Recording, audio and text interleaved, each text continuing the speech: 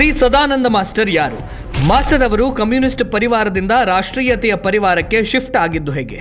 Sadananda master ರಕ್ತಪಿಪಾಸು ಕಮ್ಯುನಿಸ್ಟರ ಕೆಂಗಣ್ಣಿಗೆ ಗುರಿಯಾಗಿದ್ದು ಯಾಕೆ? Sadananda master ಅವರ ಜೀವನ ಹೇಗಿತ್ತು? ಬನ್ನಿ ಸದಾನಂದ ಮಾಸ್ಟರ್ ಅವರ ಹೋರಾಟದ ಬದುಕಿನ ಬಗ್ಗೆ ವಿವರಣಾತ್ಮಕವಾಗಿ ತಿಳಿಯೋಣ ನಮ್ಮ ರತಂ ಕನ್ನಡದಲ್ಲಿ. ಸ್ನೇಹಿತರೆ, ನಿನ್ನೆ ರಾಜ್ಯಸಭೆಯಲ್ಲಿ ಸಿ ಸದಾನಂದ ಮಾಸ್ಟರ್ ಅವರು ಚೊಚ್ಚಲ ಭಾಷಣವನ್ನ ಮಾಡಿದರು. ಆ ಭಾಷಣದ ವೇಳೆ ತಮ್ಮ 2 ಕಾಲುಗಳನ್ನ ಮೇಜಿನ ಮೇಲಿಟ್ಟು ಕಮ್ಯುನಿಸ್ಟರ ರಕ್ತಪಿಪಾಸುತನವನ್ನ ಜಗತ್ತಿಗೆ ಅನಾವರಣ ಮಾಡಿದರು. ಸದಾ ಪ್ರಜಾಪ್ರಭುತ್ವ, ವಾಕ್ಸ್ವಾತಂತ್ರ್ಯ, ಸಹಿಷ್ಣುತೆಯ ಬಗ್ಗೆ ಭಾಷಣ ಮಾಡುವ ಕಮ್ಯುನಿಸ್ಟರು ಸೈದ್ಧಾಂತಿಕ ವಿರೋಧಿ ಎಂಬ ಕಾರಣಕ್ಕೆ ತಮ್ಮನ್ನು ಹೇಗೆ ನಡೆಸಿಕೊಂಡರು ಎಂದು ವಿವರಿಸುವಾಗ ಸದನದ ಜೊತೆ ಇಡೀ ದೇಶ ಕೂಡ ಅವರ ಮಾತುಗಳನ್ನು ಕೇಳಿಸಿಕೊಂಡಿತ್ತು. Sir, this is my 2 legs. I was a person with strong 2 legs, but below knee nowadays I am using artificial limbs. Why? Because the democracy, every time I am hearing from this house about democracy, but those who are roaring about democracy, they committed an attack upon me 31 years ago. In Kerala, the CPM discussing about the marriage of my sister, I was returning to my home.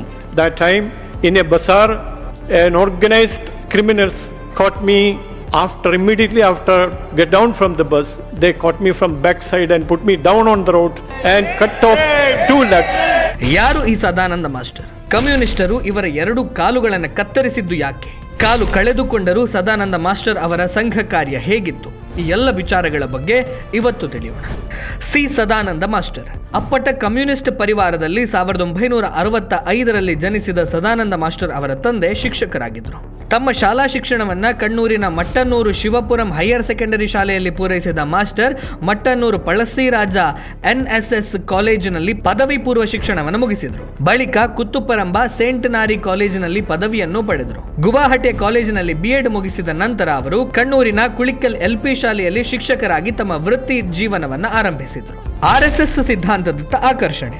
Sadananda master ಅವರ ಕುಟುಂಬ ಅಪ್ಪಟ communist ಕುಟುಂಬವಾಗಿತ್ತು. ಅವರ ತಂದೆ ಶಿಕ್ಷಕ ವೃತ್ತಿಯ ನಿವೃತ್ತಿಯ ನಂತರ CPIM ಬೆಂಬಲಿಗರಾಗಿದ್ದರು. Master ಅವರ ಸಹೋದರ ಕೂಡ ಕಮ್ಯುನಿಸ್ಟ್ ಪಕ್ಷದ ಸಕ್ರಿಯ ಕಾರ್ಯಕರ್ತರಾಗಿದ್ದರು. ಹೀಗಾಗಿ ಸಹಜವಾಗಿ ಕಮ್ಯುನಿಸ್ಟ್ ಪಕ್ಷದ ಪ್ರಭಾವ ಸದಾನಂದ ಮಾಸ್ಟರ್ ಅವರಿಗೂ ಬೀರಿತ್ತು.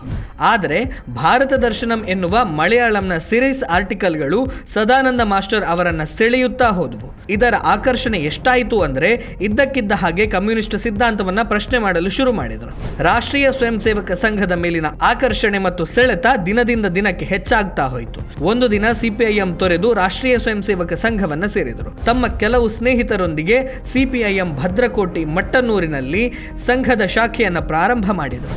ಇದು CPIM ನಾಯಕರ ಕೋಪಕ್ಕೆ ಕಾರಣ ಆಯಿತು. ಇದೇ ಸಮಯಕ್ಕೆ ಸದಾನಂದ ಮಾಸ್ಟರ್ ಅವರಿಗೆ ಕಣ್ಣೂರಿನ ಬೌದ್ಧಿಕ ಪ್ರಮುಖ ಜವಾಬ್ದಾರಿಯನ್ನು ನೀಡಲಾಯಿತು. ತಂಗಿಯ ಮದುವೆಯ ಮಾತುಕತೆ ನಡೆಸಿ ವಾಪಸ್ ಬರುತ್ತಿರುವಾಗ ನಡೆದೇ ಹೋಯಿತು ದುರಂತ. ಅದು ಜನವರಿ 25, 1994. ಸದಾನಂದ ಮಾಸ್ಟರ್ ಅವರು ತಮ್ಮ ತಂಗಿಯ ಮದುವೆಯ ಮಾತುಕತೆ ಮುಗಿಸಿ ವಾಪಸ್ ಬರ್ತಾ ಇದ್ರು. ಈ ವೇಳೆ ರಾಕ್ಷಸಿ ಪ್ರವೃತ್ತಿಯ ಕಮ್ಯುನಿಸ್ಟಿನ ಗೂಂಡಾಗಳು ಸದಾನಂದ ಮಾಸ್ಟರ್ ಅವರು ಪ್ರಯಾಣಿಸುತ್ತಿದ್ದ ಬಸ್ಸನ್ನ ಕಣ್ಣೂರಿನ ಪೆರಿಂಚೇರಿ ಎಂಬ ಊರಿನ ಬಳಿ ನಿಲ್ಲಿಸಿದರು. ಮಾಸ್ಟರ್ ಅವರನ್ನ ಬಸ್ಸಿನಿಂದ ಹೊರಗೆಳೆದು ಅವರ 2 ಕಾಲುಗಳನ್ನು ಕಡಿದು ಕತ್ತರಿಸಿ ಹಾಕಿದರು. ಕಾಲುಗಳ ಜೋಡಣೆ ಆಗಲೇಬಾರದು ಅಂತ ಹೇಳಿ ಕತ್ತರಿಸಿದ ಕಾಲುಗಳನ್ನ ರಸ್ತೆಯಲ್ಲಿದ್ದ ಮರಳಿನ ಮೇಲೆ ಉಜ್ಜಿ ಹಾಕಿದರು. ರಕ್ತ ಸುರಿತಾ ಇದ್ದಂತಹ ಮಂಡಿಗೆ ಸೆಗಣಿಯನ್ನ ಮೆತ್ತಿದ್ರು. ಕಮ್ಯುನಿಸ್ಟರದ್ದು ಎಂತಹ ಪೈಶಾಚಿಕ ಮನಸ್ಥಿತಿ ಎನ್ನುವುದು ಇದರಿಂದ ನಮಗೆ ಅರಿವಾಗಬಹುದು. ಮಾಸ್ಟರ್ ಅವರು ತೀವ್ರ ನೋವಿನಿಂದ ಬಳಲಿದ್ದರು. ಸ್ನೇಹಿತರು ಅವರನ್ನು ಆಸ್ಪತ್ರೆಗೆ ಸೇರಿಸಿದ್ರು. 2 ಕಾಲುಗಳನ್ನು ಕಳೆದುಕೊಂಡು ಜೀವನ ಪರ್ಯಂತ ಬದುಕಬೇಕಾದ ಅನಿವಾರ್ಯ ಪರಿಸ್ಥಿತಿಗೆ ಸದಾನಂದ ಮಾಸ್ಟರ್ ಬಂದರು. 25 ವರ್ಷ ಶಿಕ್ಷಕರಾಗಿ ಸೇವೆ. ಸದಾನಂದ ಮಾಸ್ಟರ್ ಅವರು ಕಾಲುಗಳನ್ನು ಕಳೆದುಕೊಂಡಾಗ ಅವರಿಗೆ ಕೇವಲ 30 ವರ್ಷ ವಯಸ್ಸಾಗಿತ್ತು. ತಮ್ಮ 2 ಕಾಲುಗಳನ್ನು ಕಳೆದುಕೊಂಡರೂ ಕೂಡ ಅವರ ಹೋರಾಟದ ಛಲ ಏನು ಕಮ್ಮಿ ಆಗಲಿಲ್ಲ. ಕೃತಕ ಕಾಲುಗಳ ಸಹಾಯದಿಂದ ನಡೆಯಲು ಪ್ರಾರಂಭಿಸಿದರು. ಈ ಹಿಂದೆ ಶಿಕ್ಷಕ ವೃತ್ತಿ ನಡೆಸ್ತಾ ಇದ್ದಂತಹ ಕುಳಿಕಲ್ ಶಾಲೆಯಲ್ಲಿ 2.5 ವರ್ಷ ಕೆಲಸ ಮಾಡಿದರು. ನಂತರ ಸಂಘದ ಸಹಾಯದಿಂದ ತ್ರಿಶೂರಿನ ಪೆರಮಂಗಲಂನಲ್ಲಿರುವಂತಹ ಶ್ರೀ ದುರ್ಗಾ ವಿಲಾಸಂ ಹೈಯರ್ ಸೆಕೆಂಡರಿ ಶಾಲೆಯಲ್ಲಿ ತಮ್ಮ ವೃತ್ತಿ ಜೀವನವನ್ನು ಮುಂದುವರೆಸಿದರು. ಒಟ್ಟು 25 ವರ್ಷಗಳ ಕಾಲ ಸಮಾಜ ವಿಜ್ಞಾನ ಶಿಕ್ಷಕರಾಗಿ ಸೇವೆ ಸಲ್ಲಿಸಿದಂತಹ ಮಾಸ್ಟರ್ 2020ರಲ್ಲಿ ಸೇವೆಯಿಂದ ನಿವೃತ್ತರಾದರು. ಸಂಘ ಮತ್ತು ಬಿಜೆಪಿಯಲ್ಲಿ ಸಕ್ರಿಯ. ಮಾಸ್ಟರ್ ಅವರು ಶಾಶ್ವತವಾಗಿ ಕಾಲನ್ನು ಕಳೆದುಕೊಂಡ ನಂತರ ಕೂಡ ಸಂಘದ ಕಾರ್ಯವನ್ನು ನಿಲ್ಲಿಸಲಿಲ್ಲ. ಯಾವ ಕಣ್ಣೂರನ್ನ ಕಮ್ಯುನಿಸ್ಟರ ಭದ್ರಕೋಟೆ ಅಂತ ಕರೀತಾ ಇದ್ರೋ, ಯಾವ ಪ್ರದೇಶದಲ್ಲಿ CPIM ಗೂಂಡಾಗಳು ತಮ್ಮ 2 ಕಾಲುಗಳನ್ನು ಕತ್ತರಿಸಿದ್ರು, ಆ ಪ್ರದೇಶದಲ್ಲಿ ಸಮಯದಲ್ಲಿಯೇ ಮತ್ತೆ ಸಂಘ ಕಾರ್ಯವನ್ನು ಶುರು ಮಾಡಿದರು. ಮಾಸ್ಟರ್ ಅವರು ಸಂಘ ಕಾರ್ಯವೆಂದರೆ ಈಶ್ವರೀಯ ಕಾರ್ಯ ಅಂತ ಹೇಳ್ತಾ ಇದ್ರು. ಅನಂತರ ಬಿಜೆಪಿಯ ಜವಾಬ್ದಾರಿಯನ್ನು ಸ್ವೀಕರಿಸಿದ್ರು.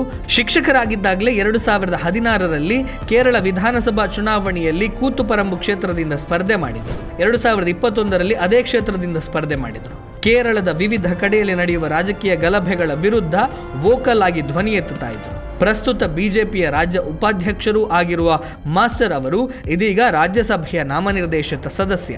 ಸದಾನಂದ ಮಾಸ್ಟರ್ ಅವರ ಕುಟುಂಬ. ಸದಾನಂದ ಮಾಸ್ಟರ್ ಅವರು ತಮ್ಮ ಕಾಲೇಜು ಸಹಪಾಠಿಯಾಗಿದ್ದ ಶಿಕ್ಷಕಿ ವನಿತಾ ರಾಣಿ ಅವರನ್ನು ವಿವಾಹವಾಗಿದ್ದಾರೆ. ಅವರ ಮಗಳು ಯಮುನಾ ಭಾರತಿ ಇತ್ತೀಚೆಗಷ್ಟೇ ಕ್ಯಾಲಿಕಟ್ ವಿಶ್ವವಿದ್ಯಾನಿಲಯದಲ್ಲಿ ಸಿವಿಲ್ ಇಂಜಿನಿಯರಿಂಗ್ ವಿಭಾಗದಲ್ಲಿ ಪ್ರಥಮ ರ್ಯಾಂಕ್ ಪಡೆದಿದ್ರು. ಇದು ಕೇರಳದಾದ್ಯಂತ ಸುದ್ದಿಯಾಗಿತ್ತು. ಇದೀಗ ಯಮುನಾ ಭಾರತಿಯವರು ಬಿಟೆಕ್ ವಿದ್ಯಾರ್ಥಿನಿ. ಇದು ಅಸಹಿಷ್ಣುತೆ ಅಲ್ಲದಿದ್ದರೆ ಮತ್ಯಾವುದು ಅಸಹಿಷ್ಣುತೆ ಎಂದು ಪ್ರಶ್ನಿಸಿತ್ತು ಕೇರಳ ಹೈಕೋರ್ಟ್. ಸದಾನಂದ ಮಾಸ್ಟರ್ ಅವರ ಕಾಲು ಕತ್ತರಿಸಿದ ಪ್ರಕರಣದಲ್ಲಿ ಒಟ್ಟು 12 ಜನ ಕಮ್ಯುನಿಸ್ಟ್ ಕಾರ್ಯಕರ್ತರನ್ನು ಬಂಧಿಸಲಾಗಿತ್ತು. ವಿಚಾರಣಾ ನ್ಯಾಯಾಲಯವು 8 ಆರೋಪಿಗಳಿಗೆ ಗರಿಷ್ಠ 7 ವರ್ಷಗಳ ಕಾಲ ಜೈಲು ಶಿಕ್ಷೆ ಮತ್ತು 25,000 ದಂಡವನ್ನು ವಿಧಿಸಿ ತೀರ್ಪು ನೀಡಿತ್ತು. ಉಳಿದ 4 ಆರೋಪಿಗಳು ಸಾಕ್ಷ್ಯಾಧಾರಗಳ ಕೊರತೆಯಿಂದ ಖುಲಾಸೆಯಾದರು. ಈ ತೀರ್ಪನ್ನು ಪ್ರಶ್ನಿಸಿ ಅಪರಾಧಿಗಳು ಹೈಕೋರ್ಟ್ ಮೊರೆ ಹೋದರು. High court if this is not intolerance then what it is ಅಂತ ಪ್ರಶ್ನೆ ಮಾಡಿತು. ಇದು ಅಸಹಿಷ್ಣುತೆ ಅಲ್ಲದೇ ಇದ್ರೆ ಇನ್ನೇನು? ರಾಜಕೀಯ ವಿರೋಧಿಗಳನ್ನ ಅವರ ಜೀವನದುದ್ದಕ್ಕೂ ಕೊಲ್ಲುವ ಮತ್ತು ಅಂಗವಿಕಲಗೊಳಿಸುವ ಮೂಲಕ ಮೌನಗೊಳಿಸುವುದು ಕೆಲವರ ದಿನಚರಿಯಾಗಿದೆ ಎಂದು ತೋರ್ತದೆ. ಇದನ್ನ ಯಾವುದೇ ಕಾರಣಕ್ಕೂ ಪ್ರೋತ್ಸಾಹಿಸಬಾರದು ಮತ್ತು ಇಂತಹ ಅಪರಾಧಗಳನ್ನ ನ್ಯಾಯಾಲಯಗಳು ಕೂಡ ಕಬ್ಬಿಣದ ಕೈಗಳಿಂದಲೇ ಎದುರಿಸಬೇಕು ಎಂದು ಸಲ್ಲಿಸಿದ್ದ ಅರ್ಜಿಯನ್ನ ಹೈಕೋರ್ಟ್ ವಜಾ ಮಾಡಿತ್ತು.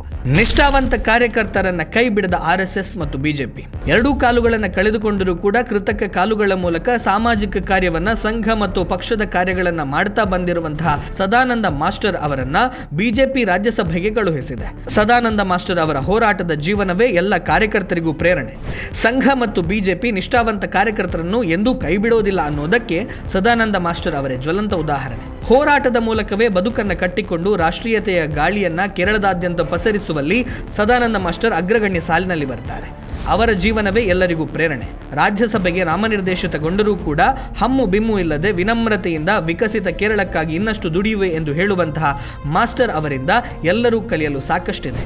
ಸದಾನಂದ ಮಾಸ್ಟರ್ ಅವರಿಂದ ರಾಷ್ಟ್ರೀಯತೆಯ ಗಾಳಿ ಕೇರಳದಾದ್ಯಂತ ಪಸರಿಸಲಿ. ಕಮ್ಯುನಿಸ್ಟ್ ಗೂಂಡಾ ಪ್ರವೃತ್ತಿಗೆ ರಕ್ತ ಪಿಪಾಸುತನಕ್ಕೆ ಶಾಶ್ವತ ಅಂತ್ಯ ಬೀಳಲಿ ಎನ್ನುವುದೇ ನಮ್ಮ ಆಶಯ. ಸ್ನೇಹಿತರೆ, ಇದಿಷ್ಟು ವಿಷಯ. ಮುಂದೆ ಮತ್ತೊಂದು ವಿಷಯದ ಜೊತೆಗೆ ನಿಮ್ಮ ಮುಂದೆ ಬರ್ತೇನೆ. ಅಲ್ಲಿಯವರೆಗೆ ನಮಸ್ಕಾರ.